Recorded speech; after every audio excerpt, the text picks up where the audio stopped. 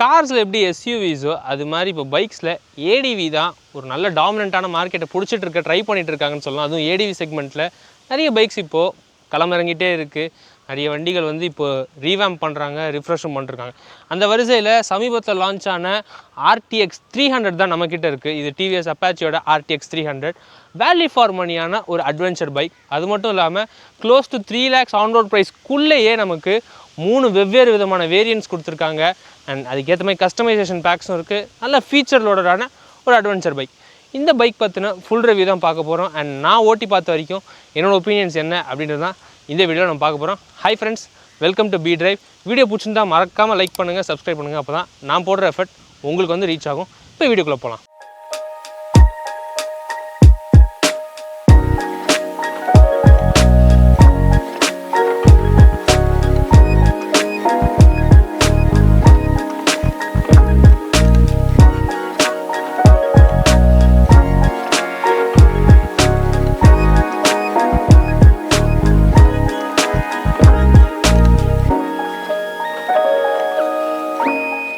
ரிவ்யூக்குள்ளே போகிறதுக்கு முன்னாடி இந்த வண்டியோட ப்ரைஸிங் பற்றி பார்க்கலாம். ப்ரைஸிங்கை பொறுத்தளவுக்கு நம்மக்கிட்ட இருக்கிறது BTO variant, build to order variant.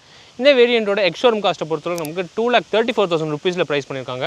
நான் ரோட் காஸ்ட்டை பொறுத்தளவுக்கு 2,78,000 rupees ப்ரைஸ் பண்ணியிருக்காங்க. அண்ட் அதில் தான் இந்த வைப்பர் க்ரீன்னு சொல்லக்கூடிய ஒரு ஸ்பெஷலான கலர் நமக்கு BTO வேரியண்ட்டில் மட்டும்தான் அவைலபிளாக இருக்குது. இது இல்லாமல் இன்னும் 2 வேரியன்ட்ஸ் இருக்குது. டாப் வேரியண்ட் ஒன்று, பேஸ் வேரியண்ட் ஒன்று. பேஸ் வேரியண்ட்டோட ப்ரைஸிங் பொறுத்தளவு நமக்கு 1,99,000 rupees லான்ச் பண்ணியிருக்காங்க. அண்ட் அதோட ஆன் ரோட் ப்ரைஸ் கிட்டத்தட்ட 2,34,000 rupees நமக்கு கொடுத்துருக்காங்க. அண்ட் டாப் வேரியண்ட் சொல்லக்கூடிய மிடில் வேரியண்ட்டான அந்த பைக்கில் நமக்கு ex-showroom 2,14,000 rupees and on road 2,55,000 rupees நமக்கு ப்ரைஸ் பண்ணி கொடுத்துருக்காங்க. ஸோ இதுதான் இந்த ப்ரைஸிங். ஃப்ரண்ட் டிசைன்லேருந்து ஸ்டார்ட் பண்ணுவோம். ஃப்ரண்ட் டிசைன் பொறுத்தவரை நமக்கு இங்கே ஒரு விண்ட் ஸ்க்ரீன் இருக்குது. இந்த விண்ட் ஸ்க்ரீன் கொஞ்சம் விண்ட் பஃபெட்டிங் வந்து எஃபிஷியண்ட்டாக தான் பண்ணுது. பட் இருந்தாலுமே விண்டோட நாய்ஸ் அதிகமாக கேட்குது ஹெல்மெட்குள்ளேயே.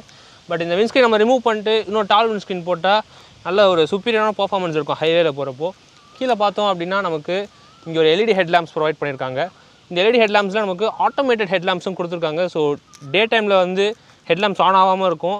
6 o'clock மேலே ஆகிடுச்சு, டார்க்னஸ் வந்து சென்சார் சென்ஸ் பண்ணுது அப்படின்னா ஆட்டோமேட்டிக்காக இந்த ஹெட்லாம்ப்ஸ் ஆன் ஆகுது. அண்ட் இதிலே டைனாமிக் லைட்டிங்கும் கொடுத்துருக்காங்க. இது ரெண்டுமே டாப்புக்கும் அப்புறம் இந்த BTO வேரியண்ட்டுக்கு மட்டும் தான் நமக்கு அவைலபிளாக இருக்கும். அண்ட் இங்கே நமக்கு ஒரு பீக் ப்ரொவைட் பண்ணியிருக்காங்க. இந்த பீக் பார்க்குறதுக்கு நல்ல ஒரு ஆஃப் ரோட் லுக்கு தருது. பட் இப்போது இந்த பீக் வந்து எல்லா பைக்லேயுமே கொடுக்க ஆரம்பிச்சிட்டாங்க. இப்போ காரில் எப்படி நம்ம லைட்டாக கிரவுண்ட் கிளியரன்ஸ் ஏற்றினாலே SUVன்னு சொல்கிறோமோ அது மாதிரி இந்த பீக் கொடுத்தாலே இது ஒரு ஆஃப் ரோட் பைக் தான், ஒரு டூரர் பைக் தான் அப்படின்ற ஒரு இமேஜை க்ரியேட் பண்ணிட்டாங்க மார்க்கெட்டில். அண்ட் இது எல்லா பிளாஸ்டிக்ஸுமே வந்து நல்ல வெல் பில்ட்டான நல்ல ஒரு டியூரபிளான பிளாஸ்டிக்ஸாக தான் கொடுத்துருக்காங்க. சஸ்பென்ஷன் பொறுத்தவரை நமக்கு இங்கே ஒரு USD ஃபோக்ஸ் தான் கொடுத்துருக்காங்க. 180 mm ஆஃப் ட்ராவல். அண்ட் இந்த சஸ்பென்ஷன் இந்த பர்டிகுலர் BTO கிட்டில் நம்ம அட்ஜஸ்ட் பண்ணிக்கலாம். ரீபவுண்டாக இருக்கட்டும், கம்ப்ரெஷனாக இருக்கட்டும், மேலே ஒரு ஸ்க்ரோலர் மாதிரி சின்னதாக கொடுத்துருக்காங்க. அதில் நம்ம எவ்வளோ வேணாலும் அட்ஜஸ்ட் பண்ணிக்கலாம். பிரேக்கிங் பொறுத்தவரை நமக்கு 320 mm டிஸ்க் நமக்கு கிடைக்கிது. அண்ட் அது மட்டும் இல்லாமல் இந்த பிரேக்கிங் நல்லா ஸ்ட்ராங்காக சஃபிஷியண்ட்டான ஒரு பிரேக்கிங் ப்ராமிஸ் பண்ணுது. அண்ட் ஃப்ரண்ட்டில் நமக்கு 110/80 19 inches டயர் ப்ரொவைட் பண்ணியிருக்காங்க. இதுலேயே BTO கிட்டில் நமக்கு TPMSும் ஒரு ஸ்டாண்டர்ட் ஃபிட்மெண்ட்டாக வருது. இன்ஜின் ஸ்பெக் பார்க்கலாம். இன்ஜின் ஸ்பெக் பொறுத்தளவுக்கு RTX D4ன்னு சொல்லக்கூடிய ஒரு புது இன்ஜின் தான் இங்கே கொண்டு வந்திருக்காங்க. 300cc 299.5 ccயில் இருக்கக்கூடிய ஒரு இன்ஜின். ஏற்கனவே இருந்த RTR RR 310 இன்ஜின் யூஸ் பண்ணாமல் புதுசாக டெவலப் பண்ணியிருக்காங்க RTXக்காகவே. இது ப்ரொடியூஸ் பண்ணக்கூடிய பவர் அப்படின்னு பார்த்தோம்னா 35.5 bhp at 9,000 rpmலையும் 28.5 Nm ஆஃப் பீக் டார்க் நமக்கு 7,000 rpmலையும் நம்மளால் எக்ஸ்பீரியன்ஸ் பண்ண முடியும். அது மட்டும் இல்லாமல் இதில் 6-speed gear box with assistant slipper clutch with quick shifter top வேரியண்ட்லையும் BTO வேரியண்ட்டில் மட்டும் தான் கிடைக்குது. பை டைரக்ஷன் குவிக் ஷிஃப்டர் கொடுத்துருக்காங்க. ரியர் டிசைன் பார்க்கலாம். ரியர் டிசைன் பொறுத்தளவுக்கு இங்கே ஒரு டெயில் லேம்ப்ஸ் கொடுத்துருக்காங்க. BMWவோட 310 GSோட அந்த அட்வென்ச்சர் பைக் மாதிரியே ஒரு லுக் இங்கே கிடைக்குது. அது மட்டும் இல்லாமல் மேலே டாப் ரேக் வைக்கிறதுக்கு உண்டான ஒரு ப்ரொவிஷன் இங்கே கொடுத்துருக்காங்க. அண்ட் டிவிஎஸோட ஒரிஜினல் ஆக்சசரிஸில் நமக்கு டாப் பாக்ஸாக இருக்கட்டும், மவுண்ட் பண்ணக்கூடிய நிறைய விஷயங்கள் அவங்களே வச்சுருக்காங்க. ஸோ ஆஃப்டர் மார்க்கெட் தான் எல்லாமே நம்ம சொல்யூஷன் தேடணுன்றது அவசியம் கிடையாது. அண்ட் இந்த ப்ரொவிஷன் வந்து நமக்கு ஒரு ஸ்டாண்டர்ட் ஃபிட்மெண்ட்டாக எல்லா வேரியன்ட்ஸுமே வருது.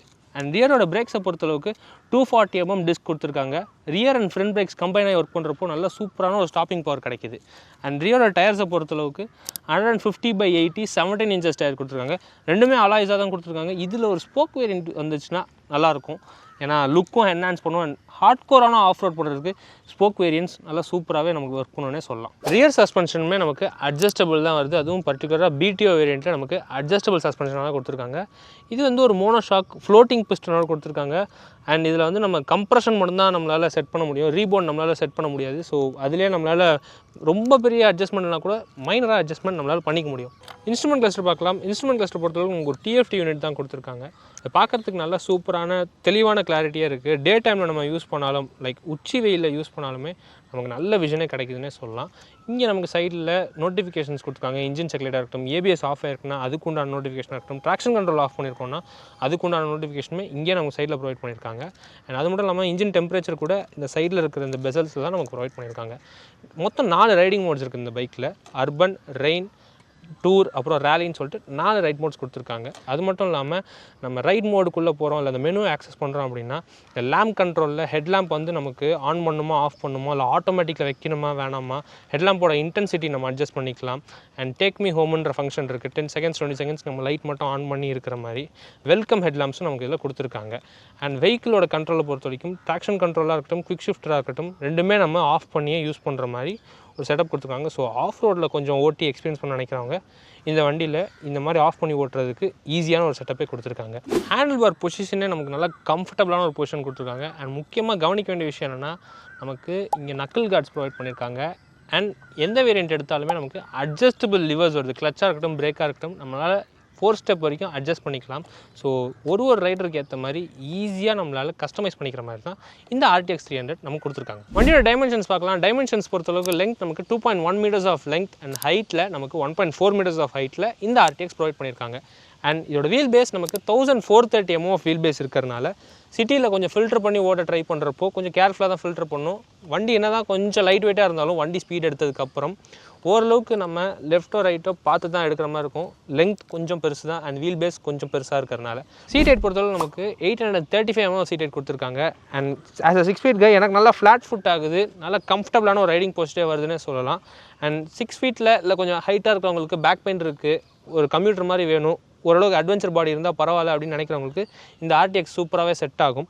அண்ட் நல்ல ஒரு ரைடிங் ட்ரையாங்கிள் கிடைக்கிறனால கம்ஃபர்டபுளாக லாங் டூரிங் பண்ணுறவங்களுக்கு சூப்பராகவே இருக்குன்னே சொல்லலாம். ஃபியூல் டேங்க் பொறுத்தவரை நமக்கு 12.5 லிட்டர்ஸ் தான் கொடுத்துருக்காங்க. அஃப்கோர்ஸ் இது காம்படிஷன் ப்ராடக்ட்ஸான அட்வென்ச்சர் 250 இருக்கட்டும், KTMல அட்வென்ச்சர் 390 இருக்கட்டும், ராயல் என்ஃபீல்டோட ஹிமாலயனாக இருக்கட்டும், ஏன் நம்ம V-Strom SX 250 கூட ஓரளவுக்கு சிக்னிஃபிகண்ட்டாக நல்ல ஃபியூல் டேங்க் கொடுத்துருக்காங்க கெப்பாசிட்டியை பொறுத்தளவுக்கு. இதில் 12.5 கொடுத்துருக்கிறது நான் ஒரு குறையாக பார்க்குறேன். நீங்கள் என்ன நினைக்கிறீங்கன்றது கமெண்ட்டில் சொல்லுங்கள். இந்த RTX 300ஓட எக்ஸாஸ்ட் நோட் நீங்கள் கேட்டு பாருங்கள். பிகாஸ் இது புது இன்ஜின்றனால கொஞ்சம் டிஃப்ரெண்ட்டான எக்ஸாஸ்ட் நோட்டாக தான் இருக்கும்னு சொல்லிட்டு நான் நம்புகிறேன். நீங்கள் செக் பண்ணி பாருங்கள்.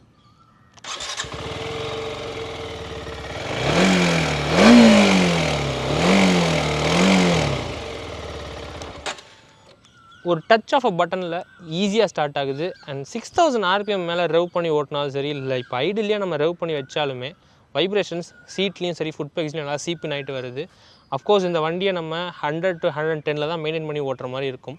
ஸோ வைப்ரேஷன்ஸ் இன்னுமே இருக்குது. பட் பழைய 310 கம்பேர் பண்ணையில் இந்த வைப்ரேஷன்ஸ் எல்லாமே இப்போ பயங்கரமாக கண்டெய்னர் இருக்குன்னே சொல்லலாம். ஸோ ஃப்ரெண்ட்ஸ், நாம் இப்போது இந்த RTX 300ஓட ரைட் ரிவ்யூ தான் பார்க்க போகிறோம். அண்ட் இப்போ சிட்டிலேருந்து தான் ஸ்டார்ட் பண்ணியிருக்கேன். அஃப்கோர்ஸ் நம்ம கொஞ்சம் தூரம் சிட்டியில் ஓட்டிட்டு தான் நம்ம லாங்கே போவோம், ஹைவேவே டச் பண்ணுவோம். ஸோ அந்த மாதிரி நேரத்தில் நமக்கு ஹீட்டிங் எப்படி இருக்குது அப்படின்றத பார்க்கலாம். ஸோ இந்த வண்டியில் கொடுத்துருக்கக்கூடிய இன்ஜின் வந்து ஒரு 300cc இன்ஜின் தான். பட் இருந்தாலுமே நல்ல ஹெவி பம்பர் டு பம்பராக இருக்கட்டும், இல்லை நார்மல் டிராஃபிக்காக இருக்கட்டும், ஹீட் டெசிபேஷன்றது கொஞ்சம் ஹையாகவே இருக்குது. ஸோ இந்த மாதிரி ஸ்டாப் அண்ட் கோ டிராஃபிக்கில் பிரேக்ஸ் நல்லா சப்போர்ட்டிவாக இருக்குது. ஃப்ரண்ட்டில் ஒரு நோஸ் டைவ் மாதிரி நீங்கள் பார்க்கறது தெரியும். அது வந்து சஸ்பென்ஷன் கொஞ்சம் சாஃப்ட்வேர் செட்டப்பில் தான் இப்போ செட் பண்ணி கொடுத்துருக்காங்க. நமக்கு இங்கே அட்ஜஸ்டபிள் சஸ்பென்ஷன் கிடைக்கிது. ரீபவுண்டாக இருக்கட்டும், கம்ப்ரஷனாக இருக்கட்டும், நம்ம வந்து ஜஸ்ட்டு கிளிக் பண்ணியே நம்ம மாற்றிக்கலாம். இந்த வண்டியில் இப்போ சிட்டி ஹேண்ட்லிங்கில் இதை இப்போ ஒரு பம்பர் டு பம்பர் டிராஃபிக்கில் தான் நம்ம மாட்டியிருக்கோம். ஸோ அந்த மாதிரி நேரத்தில் நம்மளால் கொஞ்சம் ஈஸியாகவே போக முடியுது. வண்டியோட ட்ராக்டபிலிட்டி இந்த இன்ஜினை பொறுத்த வரைக்கும் நல்லாவே இம்ப்ரூவ் பண்ணி கொடுத்துருக்காங்க. நல்ல ஒரு சூப்பரான ட்ராக்டபிலிட்டியாக இருக்குது. கிளைட் த்ரூ டெக்னாலஜி அப்படின்றது வந்து டிவிஎஸோட அத்தனை கியர் பைக்ஸ்லையுமே வந்து ஒரு ஸ்டாண்டர்டான ஃபிட்மெண்ட்டாக கொடுத்துருவாங்க.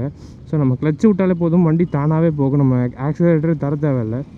அந்த மாதிரி நேரங்களில் இந்த கிளைட் த்ரூ டெக்னாலஜி அப்படின்றது ரொம்ப யூஸ்ஃபுல்லாகவும் இருக்குது, நல்லா ஹெல்ப்ஃபுல்லாகவும் இருக்குன்னே சொல்லலாம். ரைட், இப்போது இந்த வண்டியில் 4 ரைட் மோட்ஸ் கொடுத்துருக்காங்க. அர்பன், ரெயின், டூரிங் அண்ட் ரேலின்னு சொல்லிட்டு. ரேலிலையும் டூரிங்கில் தான் நமக்கு இந்த வண்டியோட பீக் பவரை நம்மளால் அச்சீவ் பண்ணி ஓட்ட முடியும். ஸோ என்ஜாய் பண்ணியும் ஓட்ட முடியும். ஸோ சிட்டியில் அர்பனில் ஓட்டியே நமக்கு வந்து இப்போது இந்த கிளஸ்டரில் காட்டுறதுன்றது 30.9 காட்டுது. பட் வந்து ஒரு சில நேரத்தில் 32 போயிருக்கு. பட் நிஜமாக நான் இந்த வண்டி என்கிட்ட இந்த 1.5 வீக்ஸில் செக் பண்ணி பார்க்குறப்போ 27 to 28 தான் சிட்டிலேயே வருது. ஹைவேயில் ஒரு 33 அந்த மாதிரின்ற மைலேஜ் நம்ம எக்ஸ்பெக்ட் பண்ணலாம். ஸோ ஃப்ரெண்ட்ஸ், நாம் இப்போது ஹைவே வந்திருக்கோம். மதுரவாயில் ஹைவே தான். ஸோ இந்த வண்டியை ப்ராப்பராக டெஸ்ட் பண்ணி பார்க்கலாம். ஹை ஸ்பீடில் எப்படி இருக்குது அப்படின்றதையும், டைனாமிக்காக எப்படி இருக்குது அப்படின்றதையும் நம்ம பார்க்கலாம். ஓகே, 3, 2, 1.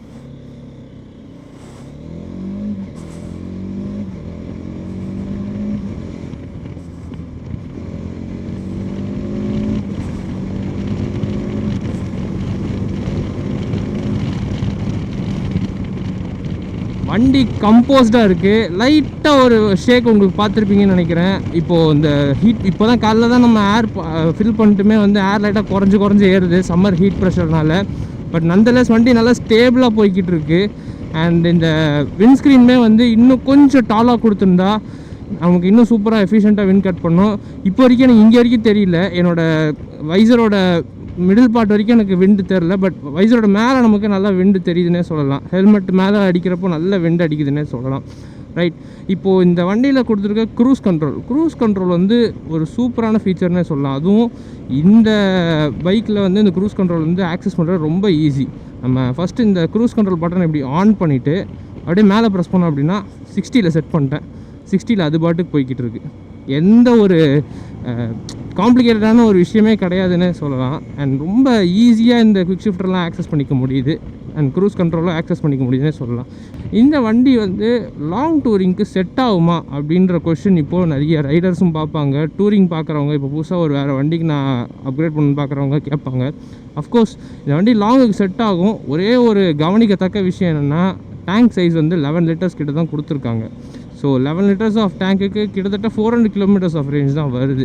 ஸோ டேங்க்கில் ஏன் வந்து டிவிஎஸ் ஓரவஞ்சனை வச்சாங்கன்றது தெரியல ஓப்பனாக சொல்ல போனால்.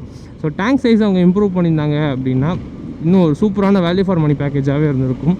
அண்ட் இந்த வண்டி வந்து ட்ராக்டபிளாகவும் இருக்குது, நல்ல சப்போர்ட்டிங்காகவும் இருக்குது, ஈஸியாக நம்மளால் மேனேஜ் பண்ணி ஓட்டவும் முடியுது, ரொம்ப ஈஸி டு ஹேண்டிலாக இருக்குது. அஃப்கோர்ஸ் நீங்கள் ஹைட் கரெக்டான ஹைட்டில் இருந்தீங்கன்னா இந்த வண்டி ஈஸியாக நீங்கள் ஓட்டிகிட்டு போகலாம். டூர் மோடில் நல்ல த்ராட்டில் ரெஸ்பான்ஸ் இருக்குது.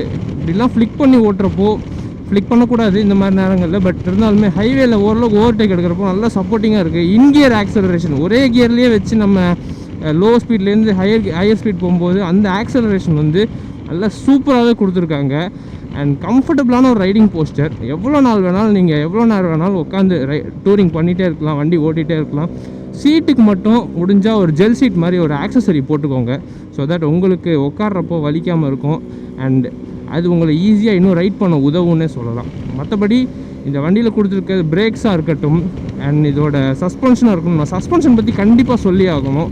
இந்த சஸ்பென்ஷன் ரியர் செட்டப்பாக இருக்கட்டும், ஃப்ரண்ட் செட்டப்பாக இருக்கும், சாஃப்டான செட்டப்பில் தான் இப்போது ஷோரூமில் எனக்கு வண்டி கொடுக்குறப்போ செட் பண்ணி கொடுத்தாங்க. அஃப்கோர்ஸ் அது நம்ம வேணும்னா ஸ்டிஃப் பண்ணிக்கலாம், இல்லைன்னா திரும்ப இதே லெவல்லே வச்சு கூட ஓட்டிக்கலாம். நமக்கு ரைடிங்க்கு ஏற்ற மாதிரி எப்படி வேணுமோ அப்படி செட் பண்ணிக்கலாம். அந்த வகையில் இந்த சஸ்பென்ஷன் வந்து ஒன் ஆஃப் த பெஸ்ட் இந்த கிளாஸ்னே சொல்லலாம். ஏன்னா நல்ல கம்ஃபர்டபுளாகவும் இருக்குது, கம்போஸ்டாகவும் இருக்குது. நமக்கு ஸ்ட்ரெயிட் லைன் ஸ்டெபிலிட்டிலையும் கார்னரிங்லேயுமே ஓரளவுக்கு மீடியம் கார்னர்ஸ் எடுக்கிறோம் அப்படின்னாலுமே நல்ல சப்போர்ட்டிங்காகவே இருக்குதுன்னு சொல்லலாம். ஸோ இந்த ஸ்ட்ரெச்சில் கொஞ்சம் ஓட்டி பார்க்கலாம் வாங்க.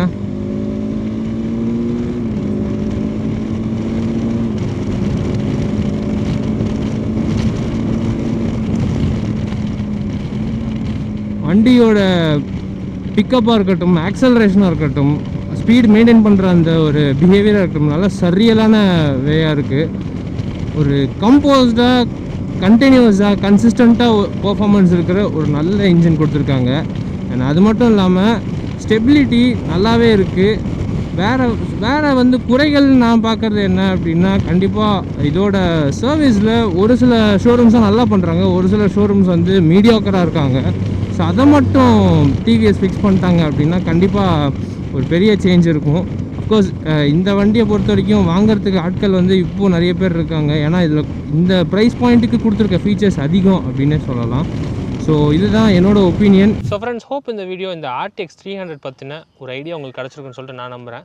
இந்த வண்டி யாருக்கு செட் ஆகும், யாருக்கு செட் ஆகாதுன்ற பாயிண்டில் பார்க்குறப்போ ஒரு 5'7", 5'8" மேலே இருக்கிற பீப்புள் அவங்களுக்குலாம் ஈஸியாக செட் ஆகும். சீட் 835mm இருக்கனால 180 kg அப்படின்றது ஒரு லைட் வெயிட்டான பைக் அட்வென்ச்சரை பொறுத்த வரைக்கும், அட்வென்ச்சர் கேட்டகரி பொறுத்த வரைக்குமே.